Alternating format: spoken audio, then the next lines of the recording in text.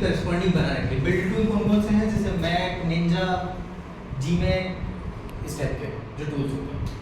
सो सबसे पहले ये समझना पड़ेगा कि ये टूल्स क्या करते हैं एक्चुअली में, उसके बाद समझ में आएगा कि मेक फाइल क्या करती है, उसके बाद समझ में आएगा कि सीमेक फाइल क्या करती है। फर्स्ट ऑफ ऑल ये समझना पड़ेगा कि कमांड लाइन से जब काम करते थे पहले के ज़माने में, तो सी का कोड कंपाइल कैसे करते थे। तुमको कभी कॉलेज में सिखाया जीसीसी कमांड से कंपाइल करना? नहीं सिखाया, हमको सिखाया था। सो सबसे पहले लेट्स सी कि पूरा प्रोजेक्ट नहीं है, सिंगल फाइल है तुम्हारे पास। सो यू से कि तुम्हारे पास है एक main.c फाइल, इस फाइल में तुमने अपना कंटेंट लिखा, वो जो हैश इंक्लूड मेन और वो इंट मेन, वो पूरा फंक्शन लिख दिया तुमने, ठीक है। अब तुमको इस फाइल को कंपाइल करना है, ठीक है। कंपाइल करने के लिए क्या होता है, जो भी बिल्ड टूल है, मतलब बिल्ड टूल नहीं बोलेंगे उसको, कंपाइलर एक्चुअली अपने डेस्कटॉप के लिए जो कंपाइलर है that is by default GCC, right. अगर एस्प्रेसिव का कंपाइलर होगा तो that is Xtensa ELF ESP32 GCC। अगर वो ESP32 S2 के लिए है, एक्सटेंसा ELF ESP32 S2 GCC। तो ये जीसीसी के ऊपर कंपाइलर बनाते हैं क्या ये सब चीज़ें? नहीं, फिर जीसीसी कंपाइलर है जो इस फाइल को कंपाइल करेगा, बट वो जीसीसी किस सिस्टम पे रन होने के लिए कंपाइल करेगा वो कंपाइलर डिसाइड करता है।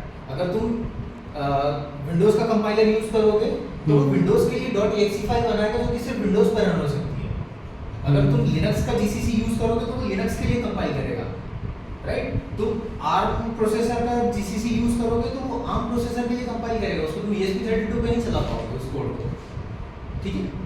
ये कंपाइलर का काम होता है उसके लिए बिल्ड करना। तुम विंडोज के अंदर लिनक्स का जीसीसी अगर यूज कर लोगे तो विंडोज के अंदर तुम जो फाइल बिल्ड करोगे वो बिल्ड फाइल तुम लिनक्स वाले को भेज दो, वो चल जाएगी उसके पास, ठीक है। क्योंकि कंपाइलर डिसाइड करता है कि जो बिल्ड बनेगी .executable फाइल, वो एग्जीक्यूटेबल फाइल कहाँ रन होने वाली है। सो वो एग्जीक्यूटेबल फाइल कैसे बनाते हैं उसकी कमांड बता रहा हूँ मैं। सिर्फ जीसीसी लिख रहा हूँ, ठीक है, क्योंकि जीसीसी रिप्रेजेंट करता है कि मेन ये कंपाइलर है, ठीक है। जैसे सी के लिए जीसीसी है वैसे ही C++ के लिए है G++,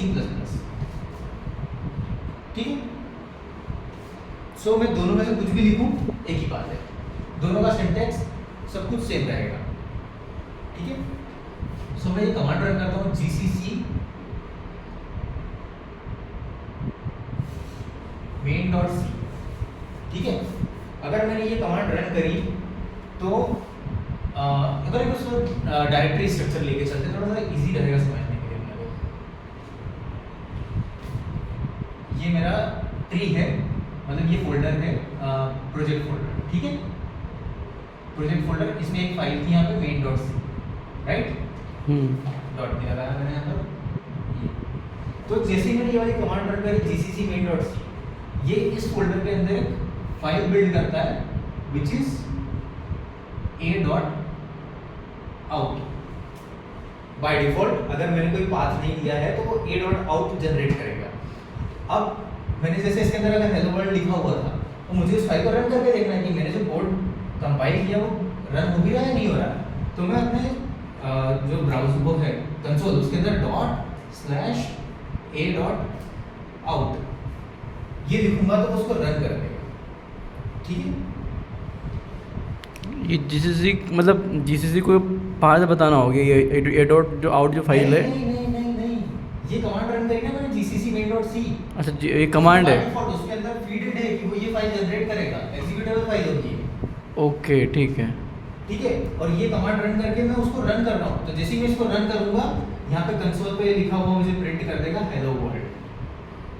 अगर मैंने उस कोड के अंदर हेलो वर्ल्ड प्रिंट करने का लिखा हुआ है तो, और ये कंसोल यहाँ से आएगा, ठीक है। a.out की फाइल क्या बनाती है, मतलब बनती क्यों है ये? एग्जीक्यूटेबल फाइल है वो। अच्छा जैसे आपने .exe बनती है। .exe फाइल है, अच्छा इस टाइप की, ठीक है। हाँ, अभी तुमको दिख नहीं रहा, तुम थोड़ा सॉल्व करो, मैं बताता हूँ वो कैसे एग्जीक्यूटेबल बनती है।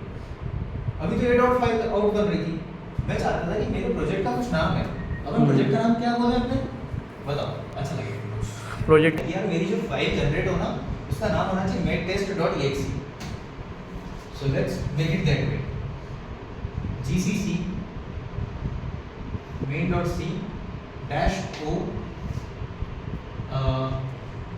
make test.exe। अब की बार ये a.out फाइल नहीं बनाएगा, इसकी जगह पर क्या फाइल बनाएगा ये maketest.exe।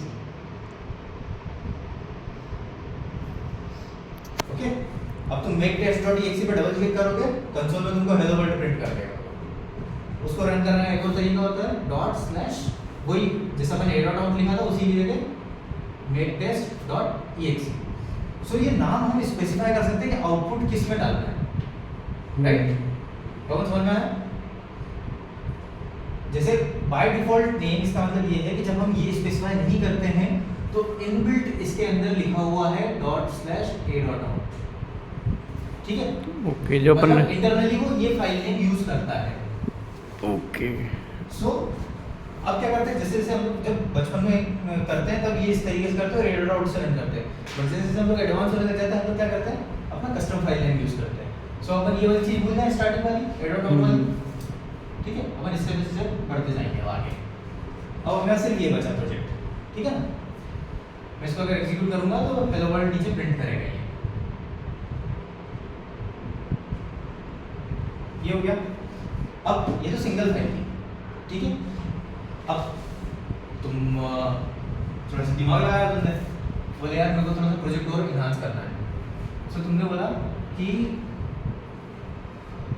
एक फाइल बनाई sum.h और उसके करस्पॉन्डिंग एक और फाइल बनाई तुमने sum.c, राइट? क्योंकि तुमने उसमें सम वाला फंक्शन डाला हुआ है। अब तुम अगर इससे कंपाइल करोगे और मेन के अंदर तुमने sum.h इंक्लूड करी तो ये तो एरर दे देगी, क्योंकि तुमने कहाँ बताया उसको कि sum.h को इंक्लूड करना है, राइट? सो तुमको इसको सिंटैक्स को चेंज करना पड़ेगा। सो नया सिंटैक्स क्या होगा इसके लिए, gcc-i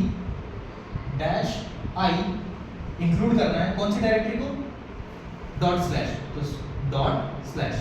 डॉट रिप्रेजेंट करता है सेल्फ डायरेक्टरी को जहां ये फाइल है। सो ./ तो इसी डायरेक्टरी को इंक्लूड करेगा या सिंपली डॉट लिख सकता हूं, ठीक है? तो अब इस डायरेक्टरी के अंदर जितनी h फाइल होगी वो इंक्लूड हो जाएंगे। उसके बाद अब sum.c को भी इंक्लूड करना है तुमको। सो उसको स्पेसिफाई करने के लिए कुछ ना कुछ कीवर्ड होता है। लेट्स से मैं उसको लाइब्रेरी अज्यूम कर रहा हूँ, या सोर्स के लिए मुझे याद नहीं आ रहा एग्जैक्टली क्या है, बट लेट्स से कि वो सिंटैक्स डैश है, जैसे डैश आई मुझे कंफर्म है हेडर इंक्लूजन के लिए। सो सोर्स के लिए मुझे नहीं पता, तो -l अज्यूम कर रहा हूँ मैं, और उसके बाद मैं दूंगा फाइल का नाम sum.c। उसके बाद वो फाइल जो मुझे कंपाइल करनी है जहां से मेरा मेन कोड स्टार्ट है, main.c, ठीक है? अब मुझे बताना है कि मुझे एग्जीक्यूटेबल फाइल कौन सी बनाना है, तो सेम ये वाली चीज मैं यहाँ पर डालूंगा आगे, ठीक है? अब जब मैं इसको कंपाइल करूंगा तो ये maketest.exe जनरेट करेगी h फाइल और c फाइल को इंक्लूड करके, राइट? आया क्लियर पवन अब तक का? अब ये थी एक फाइल, जब तुम्हारी बहुत सारी फाइल होती थी ये भरा जाएगा बहुत सारा, तो तुम क्या करते हो,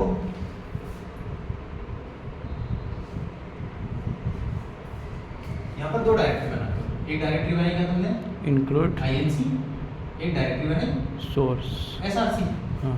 राइट? अब inc के अंदर फाइल्स हैं, src के अंदर फाइल्स हैं, राइट?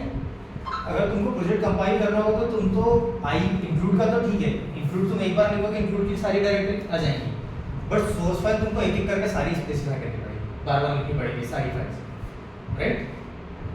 ठीक है? और मैं तुमको सिनेरियोस बताता हूँ। ये तो था सिर्फ सिंगल एक फोल्डर के अंदर इंक्लूड सोर्स फाइल, बट तुम्हारा प्रोजेक्ट बहुत बड़ा स्ट्रक्चर है तुम्हारे प्रोजेक्ट का,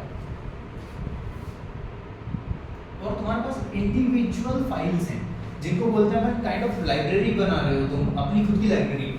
लेट्स से तुमने एक लाइब्रेरी बनाई MPU 65, वो क्या है उसका 2060 MPU 2560, ठीक है? इसके अंदर भी तुमने वही स्ट्रक्चर रखा, इंक्लूड डायरेक्टरी और सोर्स डायरेक्टरी, ठीक है?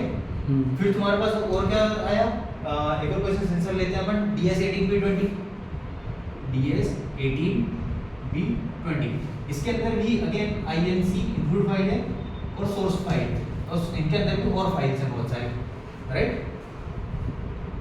फिर तुम कभी और लाइब्रेरी ऐड करो, तुम कब तक कितनी फाइल लिखोगे इस कमांड में, ठीक है।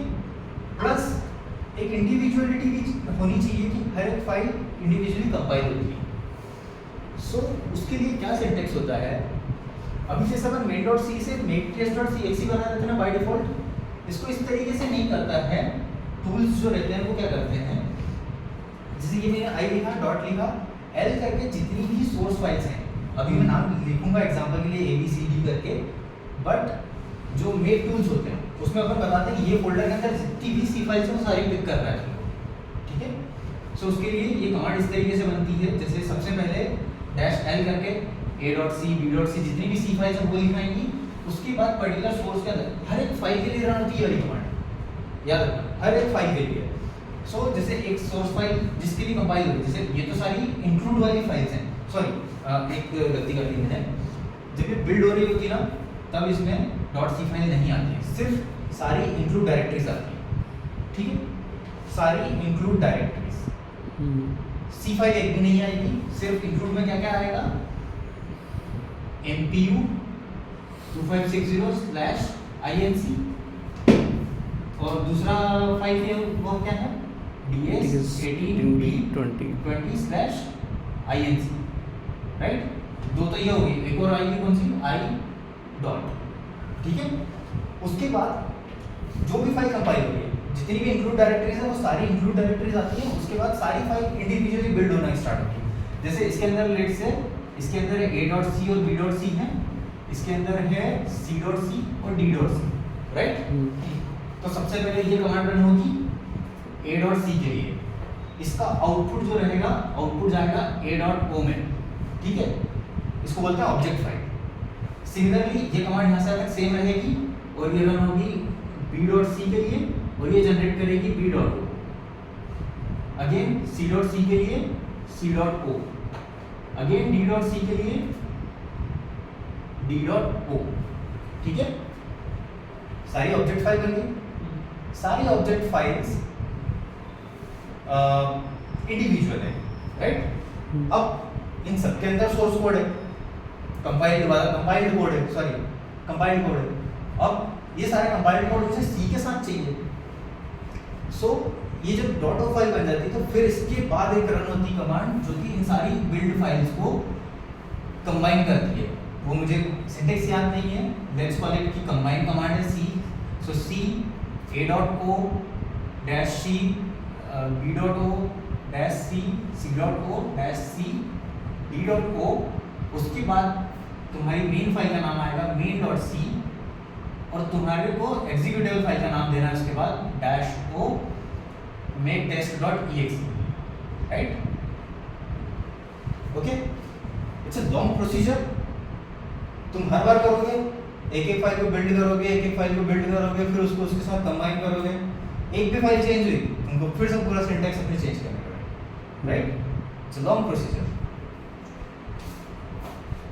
इसी चीज को आसान करने के लिए बने हैं बिल्ड टूल्स।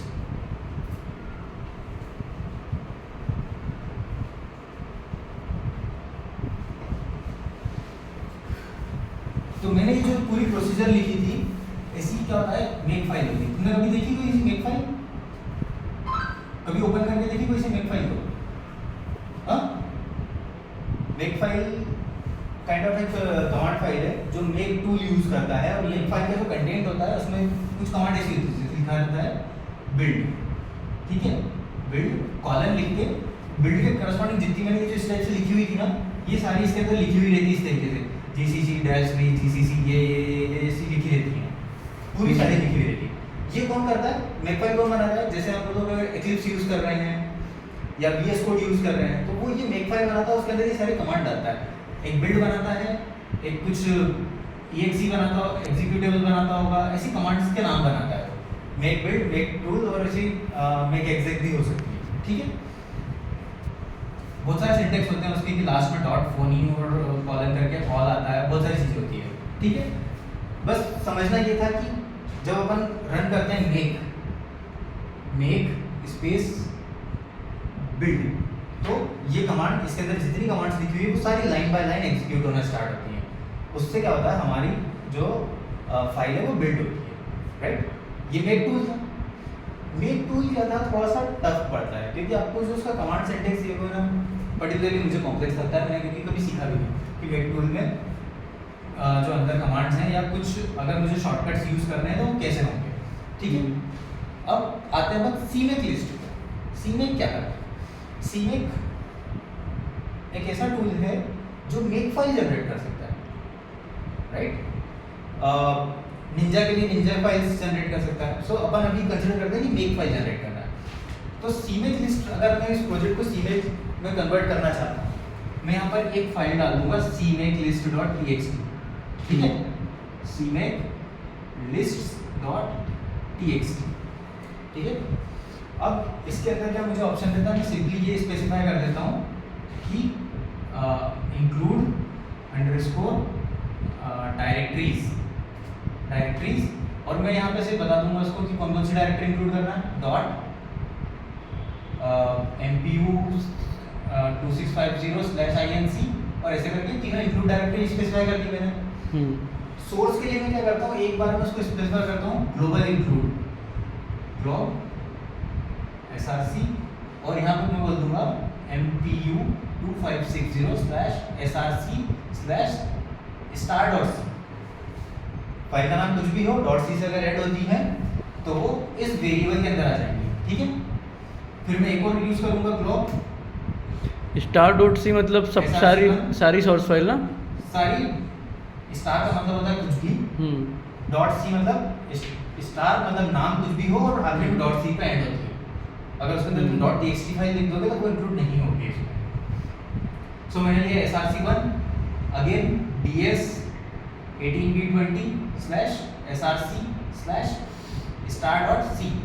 अगर मेरा प्रोजेक्ट C++ में होगा तो star.c और ये इतना पूरा और star.cpp भी लिखूंगा, ठीक है, क्योंकि मुझे C++ भी इंक्लूड करना रहेगा। ये हो गया। उसके बाद में एक बार मैं स्पेसिफाई कर दूंगा कि सोर्सेस क्या है। ये जो सिंटेक्स है ये मैं तुमको सिर्फ जेनेरिक मेरे हिसाब से नेम देके बता रहा हूँ, एक्चुअल सिंटेक्स कुछ और है, बट मैं सिर्फ तुमको वो समझा रहा हूँ कि तरीका क्या होता है, ठीक है। सो सोर्सेस, और इसके अंदर मैं बता दूंगा कि एक तो मेरी main.c फाइल इंक्लूड करना है तुमको, और ये वेरिएबल एक लिस्ट है क्योंकि इसके अंदर star.c पूरी सारी फाइल्स हैं। सो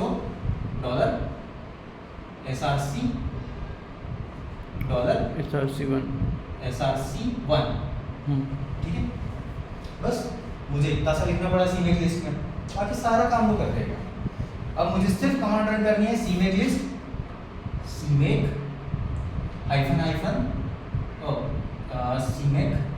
-b। अब मैं इसे स्पेसिफाई कर सकता हूँ कि ये जो .o5 बननी थी वो कौन सी डायरेक्टरी में जाएंगी। बाय डिफॉल्ट कौन सी डायरेक्टरी में जाती है, यदि कुछ अपन स्पेसिफाई नहीं करते तो हाँ a.out नहीं, सीमेक के केस में आईडीएफ कौन सी फॉरवर्ड डायरेक्टरी में डालता है, बिल्ड डायरेक्टरी। ओके, यहाँ पे बिल्ड नाम से डायरेक्टरी होती है, वो इसलिए होती है क्योंकि इंटरनली वो ये कमांड यूज कर रहा है -b बिल्ड। और हमको बताना पड़ता है कि सोर्सेस जो सीमेक लिस्ट जो है वो कहाँ रखी हुई है। सो -s डॉट, क्योंकि हम लोग इसी फोल्डर के अंदर से रन कर रहे हैं। अगर मैं किसी बाहर से रन कर रहा होता इस मेक टेस्ट के बाहर से तो मैं यहाँ पे मेक टेस्ट लिख सकता था, ठीक है। तो ये जो डायरेक्टरी मैंने यहाँ पाथ में देता हूँ उस पाथ के अंदर सीमेक लिस्ट को उठाता है, ठीक है, और इस फोल्डर में वो आउटपुट रखता है सारे। ये जो बिल्ड है कमांड है -b बिल्ड कमांड, ये सिर्फ .o फाइल जनरेट करेगी बिल्ड के अंदर, अभी भी .executable जनरेट नहीं हुई, ठीक है। इससे सिर्फ स्ट्रक्चर गया है कि क्या क्या फाइल्स है, कौन सी कंपाइल होनी है। जो मेक फाइल है ना वो मेक फाइल जनरेट होकर बिल्ड के अंदर जा चुकी है। अब अपने को बिल्ड करना, दो तरीके होंगे क्योंकि हमने यहाँ पे टूल स्पेसिफाई करते हैं -g कि टूल कौन सा है। सो जैसे मैंने स्पेसिफाई करा मेक, सो वो मेक फाइल जनरेट करेगा। निंजा होता तो निंजा की जनरेट करता, ठीक है। सो जब ये बिल्ड के अंदर जनरेट हो चुकी है, अब मेरे पास दो तरीके हैं। पहला तरीका हम लोगों ने अभी क्या सीखा था, मेक के थ्रू करने वाला। सो मैं क्या करूँगा cd बिल्ड, ठीक है, बिल्ड डायरेक्टरी के अंदर चला गया। अब मैं उसके अंदर सिर्फ एक कमांड रन करूँगा मेक या मेक ऑल। अब ये कमांड उन सारी फाइल को कंपाइल करेगी क्योंकि ये वाली जो कमांड थी उसने उस बिल्ड फोल्डर के अंदर एक मेक फाइल जनरेट करी थी जिसके अंदर सारी कमांड्स लिखी हुई थी जिससे कि वो एग्जीक्यूटेबल फाइल बना पाए। तो ये मेक कॉल करते से वो बन जाएगी, ठीक है। लेकिन ये 2 स्टेप की प्रोसीजर हो रही, लंबी हो रही, राइट। इसका भी एक शॉर्टकट है, you specified using this cmake dash dash build, और उसका बिल्ड डायरेक्टरी कौन सी हमारी, बिल्ड, राइट। और टूल का नाम -g निंजा या मेक, बस ये बिल्ड कर देगा और तुम्हारी एग्जीक्यूटेबल फाइल बन जाएगी इससे। This is how it is working. ये हो गया cmake लिस्ट का स्ट्रक्चर, ठीक है। हम कौन सा कमांड रन करते हैं, idf.py build flash monitor। idf.py ultimately कुछ प्रोसेस रन करता है और उस प्रोसेस को रन करने के बाद अल्टीमेटली ये वाली कमांड रन करता है। देखना कंसोल पे दिखेंगी तुमको ये कमांड रन होती है, वो ये रन करता है, उसके थ्रू बिल्ड होती है। अब ये तो हो गया सिंगल प्रोजेक्ट के लिए। नाउ अभी क्या हो रहा है, मुझे ये cmake लिस्ट एक सिंगल cmake लिस्ट होने के कारण मुझे ग्लोबल सोर्सेस सोर्स 1 और सोर्स 2 अलग अलग स्पेसिफाई करने पड़ रहे हैं। बजाय इसके मैं क्या करता हूँ, इनको ESP क्या करता है, ESP IDF इन चीज़ों को कंपोनेंट बोलता है। मैं जाना और बता देना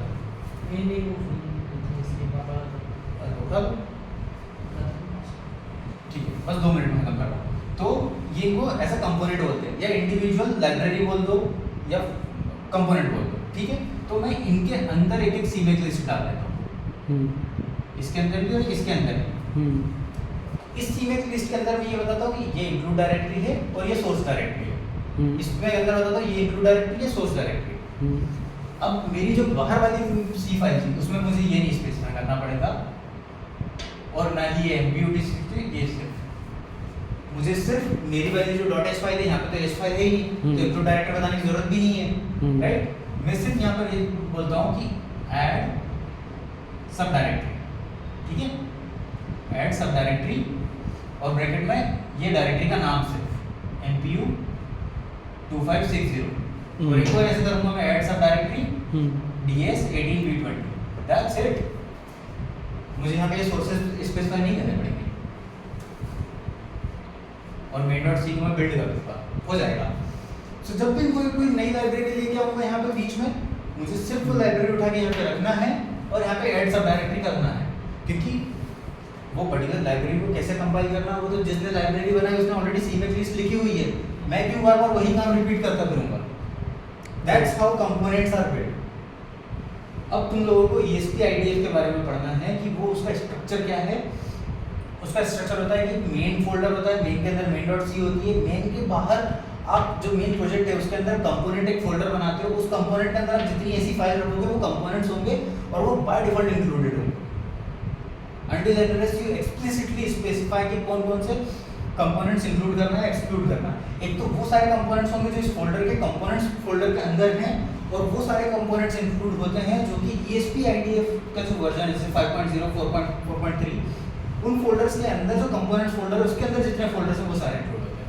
that's how all the libraries are included और हर फोल्डर के अंदर cmake.txt वेरिएबल। इसीलिए जितनी भी हम लोग लाइब्रेरी बनाते हैं कुछ भी बनाते हैं, दोज लाइब्रेरीज आर इंडिविजुअल, क्योंकि एक cmake लिस्ट होती है जो स्पेसिफाई करती है कि वो क्या क्या इंक्लूड करता है। That's how it works.